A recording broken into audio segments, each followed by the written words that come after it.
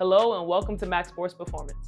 My name is Dr. Allison Randall and I'm going to show you how to become a stronger, faster, and more explosive athlete without spending a ton of money on in-person training. When I was an athlete, I knew how critical it was for me to train all year long. In season, it was really important for me to stay sharp, stay tight, make sure everything was clicking on all cylinders so that I could perform at my best. For the off season, I knew it was time to grind. I had all these things I wanted to improve on, and that was the time of year when I could definitely put 110% effort into honing in on my craft. That was when I got stronger. That was when I got faster. Putting all those tools together, I knew how important it was to train all year long. Here are a few of my MSP athletes who can speak personally to how important training is in the off season and the in season when it comes to getting ready for their respective sports.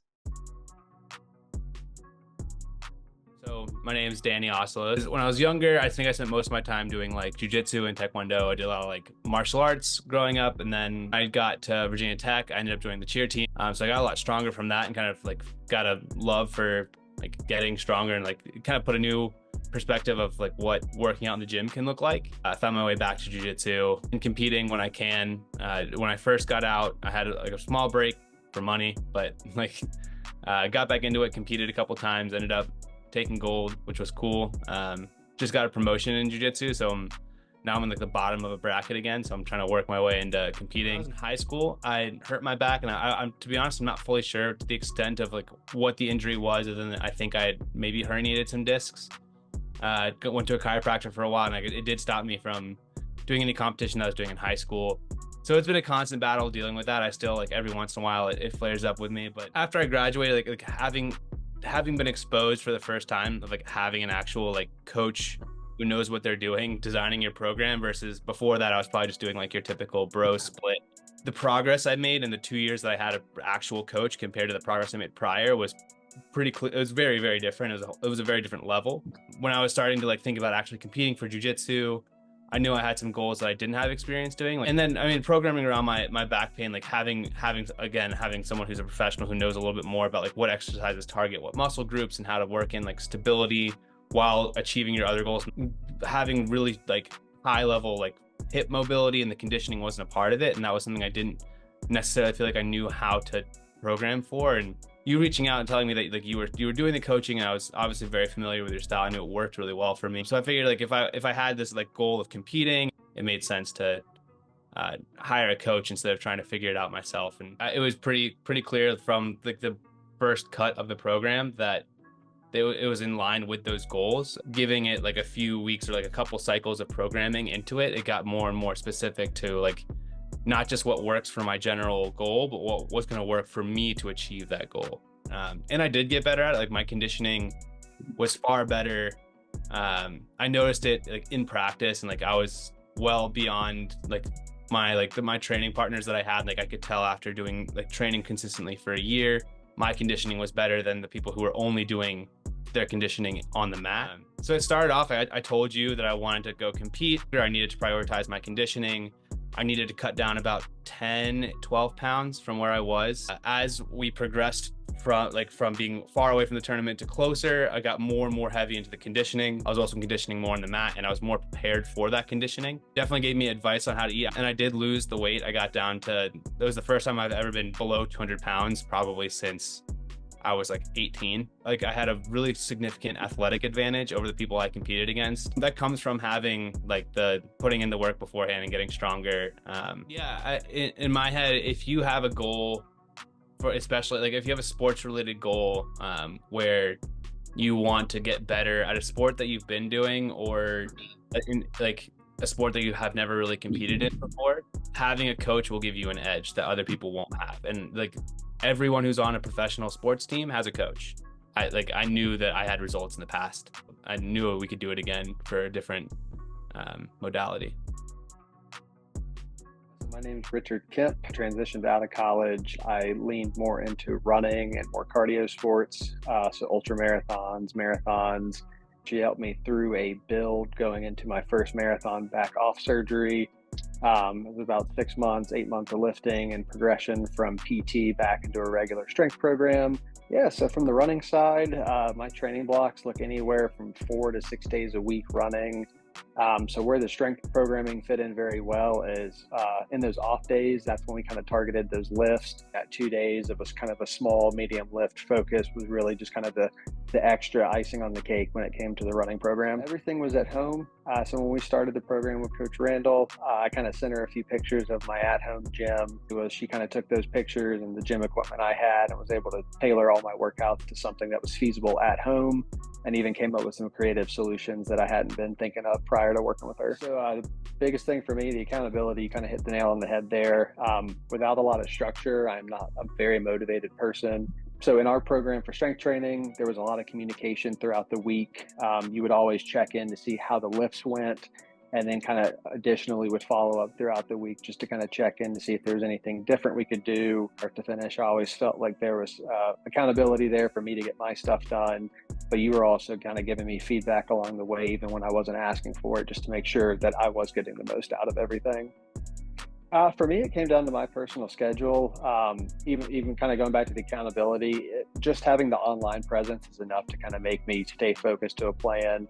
If I'm putting my time and effort into something, and money as well, whether it's in person or online, for me, I'm gonna get my money's worth. So I'm gonna do the work, and that gave me the more flexibility to work it into my schedule. Yeah. So from the coaching aspect with Max Sports, 100% recommend it. I know where I was personally at in my career. I had a lot of weightlifting experience from college, but really got out of the game. When I was getting back into it, I really didn't have any of that confidence or knowledge that I used to have. So for me, it made the most sense that I needed somebody to kind of get me back into kind of needing to know what to do and when to do it. So I 100% would recommend it for any athlete looking to kind of just supplement their sport or focus on weightlifting. When I speak to current athletes, they usually give me 3 things that stop them from really pouring into their training. First, they usually don't know what reps, sets, exercises, all those things they need to do to get the specific training goal for their sport. There's a ton of things out there, ton of ways that you can go about doing things, but if you're trying to train for a specific sport, they usually don't know reps, sets, weight, volume, intensity, what it's gonna take to actually reach that goal and make themselves better from last year. The second one is usually injuries. Something has come in the way for them to be able to train optimally. Maybe they're in a rehab, maybe they're in a return to play protocol, and they don't really know what to do to address those things. When it comes to injuries, athletes really need to hone in and figure out the best way to attack those injuries so that they can perform at a high level. Those things really shouldn't stop you. You want to do your best to minimize and or eliminate those pain points so that you can actually focus on your sport. And number 3 is their scheduling. Usually if you're an athlete, you have practice with your individual sport coaches, you might have team practice, you might have travel, you might have meetings, film, strategy meetings. So in this training, I'm gonna go over those 3 hurdles that may be coming in the way between you and your elite optimal performance. All right, so in this training, we're gonna go over those 3 hurdles that we talked about. Basically, programming. What does it look like? How do you train for a particular goal that's gonna be sport specific for you? 2, any nagging injuries. How do we approach it? What's the injury protocol when it comes to attacking and addressing these injuries so that you can perform at an elite level? And then lastly, we're going to talk a little bit about scheduling. What does that look like during the week? We're going to give one example, but of course there's different ways to go about scheduling. I'm just going to talk about one off-season training option that you could potentially implement. So first, we're going to talk about different training goals. When you're talking about strength, power, and or speed agility, there are different things that you can put into your program to make sure that you're addressing those things. If we're talking about overall strength for your total body, which most sports, if not all sports, you need to use your entire body for the sport. When we talk about squats, this doesn't just mean back squat. It could be front squat, it could be single leg squat, it could be any squat variation to help our lower body development, right? When we're doing these things, it's gonna help strengthen our legs. A lot of our power and explosiveness comes from our legs, so it's really important to train our lower body. Super important to train our upper body with any different bench variations. It could be bench press, it could be incline, it could be shoulder press, it could be some sort of dip variation. Basically things that is in a pushing manner, that's in a multi-joint fashion. Our deadlift is gonna be our big hitter, right? So we really wanna deadlift, use our full body. They say it's back, they say it's legs, and that's the beauty of the deadlift or deadlift variations. Just to get a lot of bang for your buck You're able to train at a very high intensity with this lift and with different variations of it so that we can get our whole body strong. Lots of emphasis on the posterior chain. And when you're talking about speed, power, and development of like your hamstrings, glutes, everything behind you, the deadlift is king. All right, and then we talk about pull-up variations. And that's basically anything where we're pulling, rowing, anything to where we're pushing or putting things in front of us and bringing them to our bodies. Those are different pull-ups and or pull variations. For those, we want to look at 4 to 6 sets, depending on your program, depending on your progression. And then when we talking about the working sets, not the warm-ups, not your getting loose, not your mobility sets, but when we actually get down to the nitty-gritty, you want to do around 3 to 6 reps in the working set. Okay, when we're talking about strength, you want to push yourself. It should be difficult. You should not blow through these. You really want to push yourself to get that training effect. When we talk about power, we talk about output, we talk about being explosive. We're going to do different jump variations, different plyometric. All this is considered plyometrics in terms of upper body with the med balls. Olympic lifts are plyometric in nature. So when we talk about power, we're talking about how fast can you move something. So jump variations, medicine ball throws, Olympic lift variations, all these things, your goal is to move as dynamic and as fast as possible. For those, you want to do 6 to 5 sets and 1 to 5 working set reps. Not the warm-ups, not getting loose. When we're actually warm and ready to go, 1 to 5 reps as fast as possible. And then last, we talk about speed and agility. We talk about linear acceleration. We want to talk about and really address sprint variations. It could be an empty sprint with just your body. It could be a weighted sprint. It could be an assisted sprint. It could be any sort of resisted sprint. Anything that's going to attack the first couple steps of acceleration and then top end speed. These are the things that we're looking to attack. When we talk about agility or change of direction, we really want to think about various cone drills, right? So when you have a destination, it really helps us in terms of anticipation. But then when you throw the unpredictability of agility in there, that's when you really start to get game-like situations in your training. So it could be stars, it could be a box, it could be a circle, whatever shape you really want to use for these cones. But your goal is to get in and out of those cones, to and from those cones, as fast, as low, as sharp, and as quick as possible.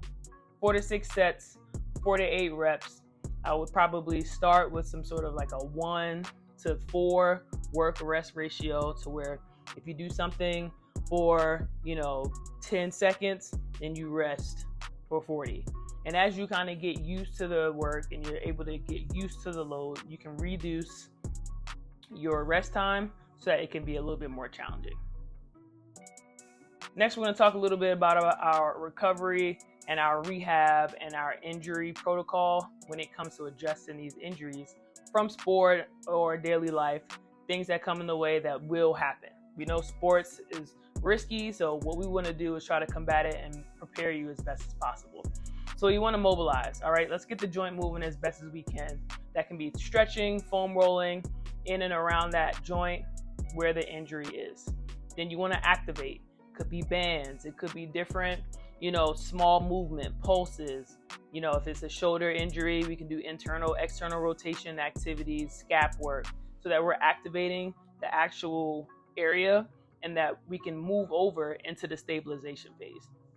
Once we know we have our range of motion, once we know those little muscles are firing, now we can challenge that joint and challenge that area to stabilize and be balanced.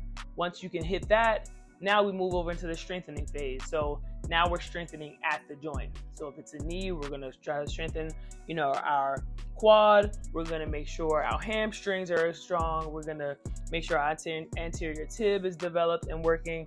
So now we're working on that individual joint. And then we want to incorporate that joint into our movements. So if we're talking about the knee, we want to do all the things. We want to mobilize the joint. We want to activate, stabilize, strengthen it in a single joint manner, and then incorporate it in the major movements. So now we can go into our squats.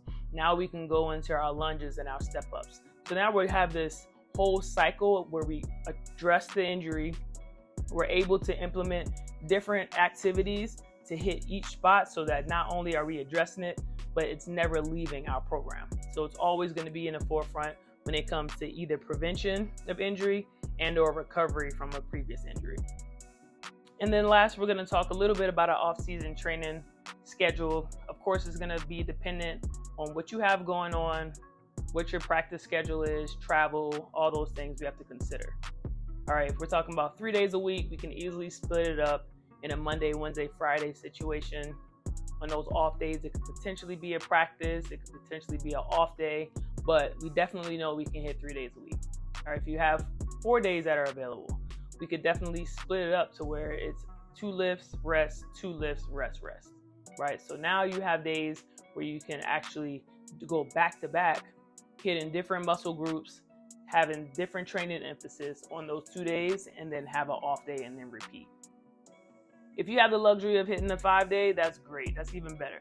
So now we can actually have a little bit more variety. We can add a little bit more, pay a little bit more attention to what your specific needs are, and then just kind of tailor into the weekend. Of course, having a few off days in the week so we can actually recover.